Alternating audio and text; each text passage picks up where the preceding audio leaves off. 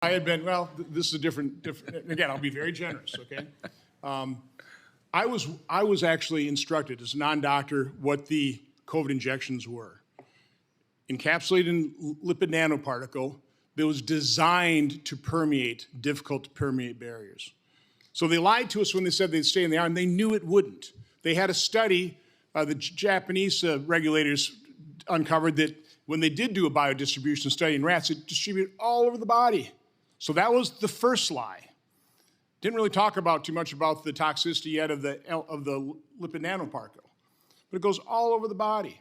So I was aware, and again, that this was not a standard vaccine. This isn't a attenuated or dead virus that the body reacts to. This actually hijacks the cell, has the cell produce the spike protein, which is toxic to the body, which means the body attacks it. Again, I'm a layman, but it's pretty simple for me to understand this. So I was aware of this like in October. So I'm watching VAERS, and so I'm publishing these charts, and I'm being censored. I see the next chart, chart number 2. This is the full history of VAERS and the number of deaths being reported associated with the vaccine. You got a couple hundred a year until 2021, and yikes, 21,725 deaths worldwide. Why? And everybody's saying, no, this is safe and effective. The vaccine injured were being gaslit. They weren't being treated. They're still being gaslit. There is no, by the way, there is no compassion, Governor. I could fill this room with photos of people who are dead because of the COVID injection. I could fill the room. And that is being denied. That is being denied.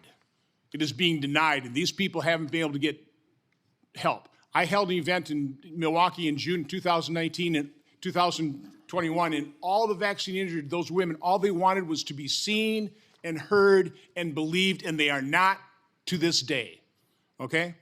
So again, they're not the ones politicizing. They just want to be helped. They want compassionate doctors to treat them, to recognize what caused their illness, not gaslight them, not deny that it exists. But anyway, so you take a look at this chart, and they're still denying that this, nothing to see here. This is safe and this is effective, okay? Next chart. This is the current VAERS chart. 38,607 deaths reported worldwide associated with the COVID injection, and we know VAERS dramatically understates, by a factor of 10, 100? We know it understates it. 9,228 of those deaths are occurring on the day of vaccination in the 1 or 2 days.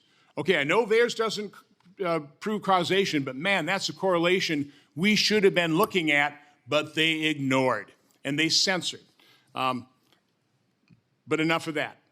Dr. McCullough, please, in my layman's terms, I just kind of laid out the harmful mechanisms of this injection. Can you and Dr. Vaughn, because I think you've both spoken to this, again, in layman's terms, talk about why this caused so much harm in so many different ways because of the biodistribution. Dr. McCullough. 80% of Americans took a vaccine. 20% didn't. 20% did not take a vaccine.